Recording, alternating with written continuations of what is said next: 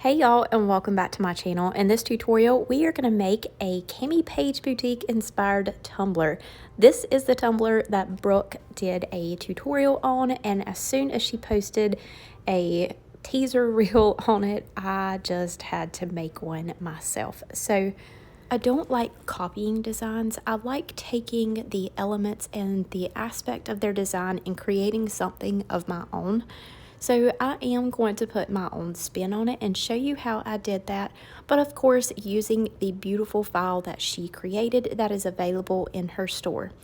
So we have a 32-ounce plump from the Steel Magnolia, and I am trying to use my COLORFLEX Pigments paint to mix a perfect color to match our glitters. So I have used black, wine, and purple haze, all three, to make this absolutely gorgeous burgundy color. I mean, look at that. Hint, hint, COLORFLEX, we need this color.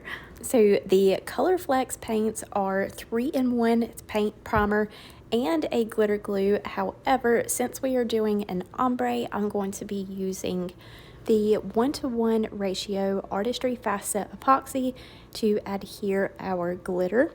And obviously this paint goes on super smooth using an all-over makeup brush, and we only needed one coat for this, so I dried that up with my heat gun after I made sure we had a really good match for our glitters. And then I grabbed my Artistry 1-to-1 ratio Fast Set Epoxy and applied 1.5 to 2 milliliters to get an extra thin layer of epoxy so that we could add on our glitter. Now when I do my super thin layers for glitter application, I always go back over and dab my hand all over the cup. This gives the epoxy texture and may not be super necessary for the larger cuts of glitter. We are using 0.015 cuts for this one, but if you were to use a fine glitter, adding that texture to your epoxy really helps eliminate any streaking or any time that you may have to sit your tumbler to the side to allow that epoxy to level out before you apply your glitter. So I am using Mulberry from PDB Creative Studio to go heavy around the top and the bottom rim of the tumbler. I am holding it almost straight up and down to allow that glitter to really fall into the center of the tumbler, and then we're going to go in with our second glitter. Mulberry is one of my absolute favorites from PDB Creative Studio. Of course, I'm a little biased since I did mix this one myself, but if you are ever curious of what my favorite glitters are, PDB Creative Studio actually has a creator section. You can find that and select Brittany Barnes and find all of my favorites for PDB Creative Studio. The next glitter is Slate from COLORFLEX. This is an absolutely stunning mix. The color speaks for itself, and these two colors together, just, I wish I could put them on everything. After I finished applying my glitter, I rolled this in a piece of parchment paper to flatten out the glitter, and then allowed it to dry, spray sealed it twice, and then gave it 2 coats of epoxy. After we have epoxied our tumbler smooth, we're going to go over to Camipaige Boutique, head over to their SVG files, and select this really awesome geometric template. This, of course, is a digital file. All you do is add that to your cart. Don't forget to add in Brittany 10, which is my discount code for Camipaige Boutique. Download your file, and then you can add it to either your Silhouette program or Design Space. I have already imported mine. I'm going to add it to Design Space. We're first going to ungroup them by right-clicking on that square and then hitting the little eye button that's going to hide it for us.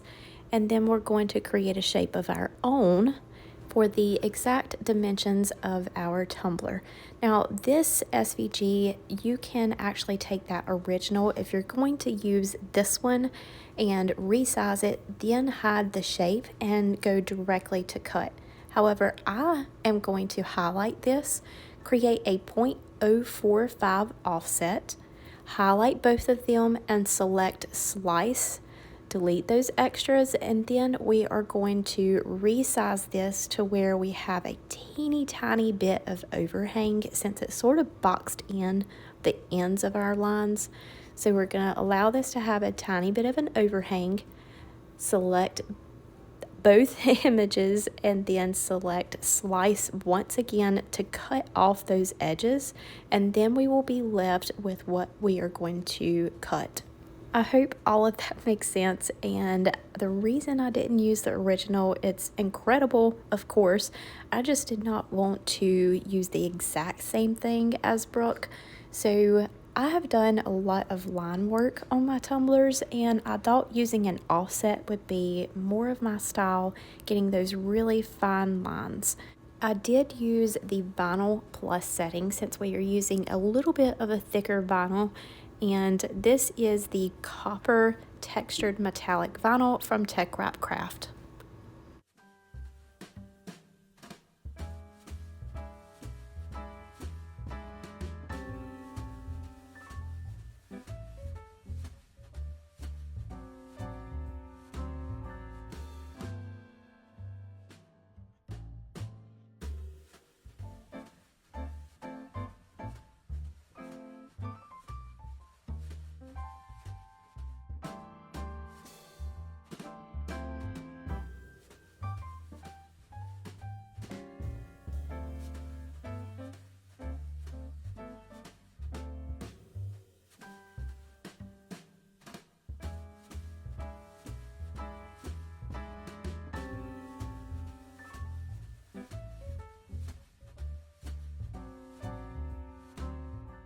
Once I had all of those fine details weeded out, it did take some time and patience.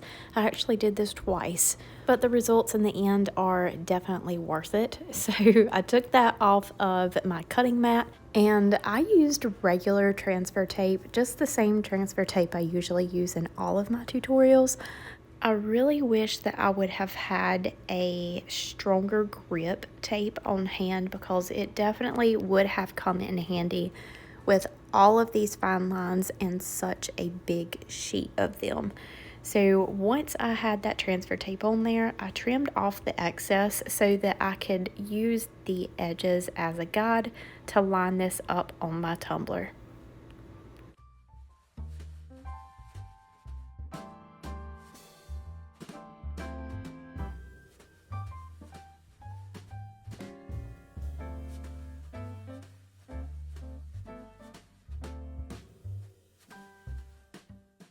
Again, it would have been really helpful to have a stronger grip transfer tape. As you can see, I'm kind of struggling to pull back that backing off of those fine lines. So if you have that on hand, definitely use that over a regular grip transfer tape. Not only was it hard to remove the backing from this because it really wasn't sticking to the tape really well, it sort of pulled itself away from the tape as I was wrapping it around the tumbler and caused it to get a little wonky in a couple of spots.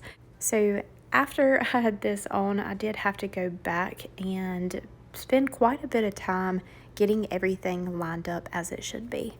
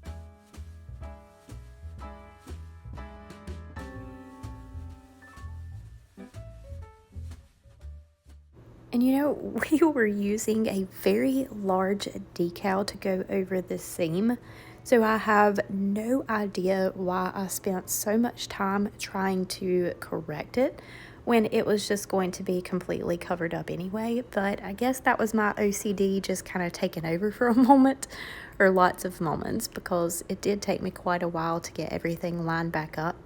But if this happens to you and you're going to use a large decal to go over the seam of your design like we did, definitely don't waste any time making these corrections, because it will be covered up by that big decal.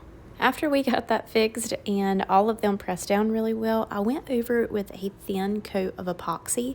I'm not going to even try to pronounce the name of this glitter, but it is from PDB Creative Studio, and I started to add some in a little cup and sprinkle it on, but I did want to add quite a bit of this to give lots of dimension and just sort of break some of those lines up and those empty spaces. So I just used the shaker side of my glitter bottle and sprinkled it all over.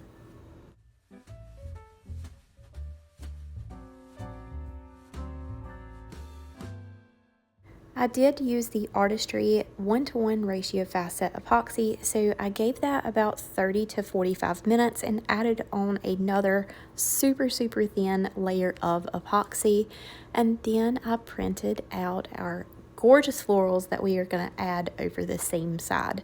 These florals are from Creative Fabrica, and since we are going to be applying them to a sanded tumbler, instead of using a matte clear spray paint to seal them, because we do not want to seal in any scratch marks from our sandpaper, so I'm using one of these really cheap just bristle brushes that we typically use for wood grains. I have trimmed off the end of the paintbrush so it makes it flat, and then I am using Artistry's glitter glue to seal this floral image in. And then while it is still wet, I'm going to remove all of the negative space. You may think that adding on a wet glue to this printable vinyl would make it a little bit more difficult to weed, but honestly, it made it easier than normal, like without putting anything on it at all. The glitter glue actually thickened it up just a little bit, so removing it from that backing and applying it to the tumbler was actually a whole lot easier than just applying it without any sealer on there at all and then using the matte clear coat to seal it afterwards. And all of those pesky little tiny negative spaces pieces that usually stick to the image whenever we pull them up or are really difficult to get out if it is not sealed, actually just popped right up, and I had no issues removing them. After I got all that negative space out, I just dried it up with my heat gun on low setting, removed it from the backing, and just sort of strategically placed it over the seam of the tumbler to cover up the seam.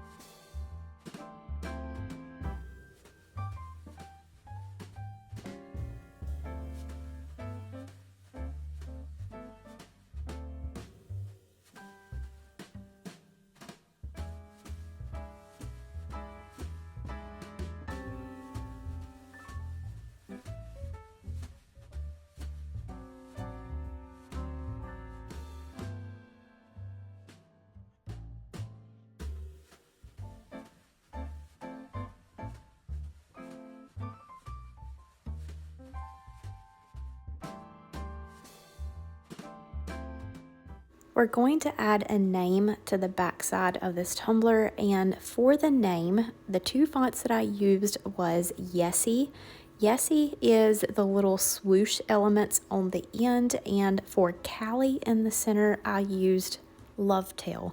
I do use the Fonto app. I have talked to y'all about that quite a bit in the past. I do now have a better program to do my decals, so hopefully I will be able to show y'all that process as well once I figure it out. I know I always add offsets to my vinyl, but this pearl vinyl from Cricut is the only vinyl that I think I have never put an offset on. It just stands out so much from whatever background I put it on, and it is absolutely beautiful. So after I added on my decal, it was time for the 2 final coats of epoxy. I don't show it here, but in my final coat, I did cave and add in filter because it's my favorite additive for final coats from COLORFLEX to give some extra sparkle to our floral design. I know I usually don't show personalized tumblers in my tutorial since I don't do customs anymore, but this one is a Christmas gift for someone, and I hope that she loves it as much as I do because this turned out so incredible with offsetting that geometric design from Camipaige Boutique. All of the materials that I have used will be listed down in the description below, as well as some coupon codes for y'all. If you have any questions, feel free to ask them in the comments.